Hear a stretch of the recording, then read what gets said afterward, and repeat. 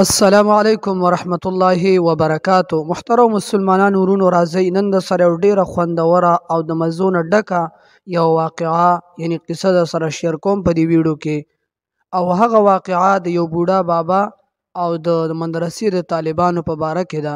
راځئ د حضرت علامه و مولانا شیخ الحدیث والقرآن شیخ ادریس صاحب دامت برکاتهم العالیه په خوله مبارکه باندې دغه واقعه را سره مکمل تر پایه پورې وګورئ.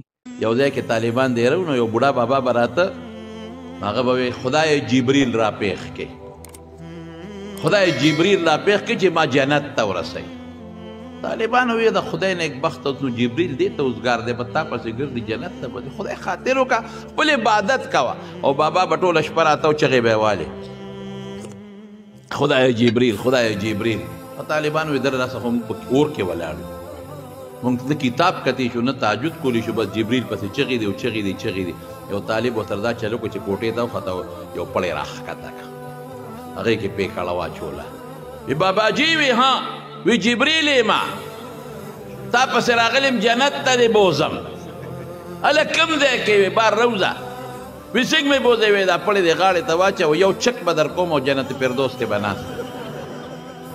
باباجي خوشحاله و چې که خیري کار وشو دوا قبوله شوه. خو چې پړی یې ورته غاړه کې واچو طالب لږ اوچت کو داسې د میاس کې بانډه که بس طالب باباجي چغې کړې ای جبریله د خدای خاطر وکړه جنت مې نه دی پکار، مړ دې کړه پرې مې ده نه مې دی پکار جنت، د خدای خاطر وکړه پرې مې ده مړ شومه. خو چې طالب پوه شو چې سړی مري پرېښود.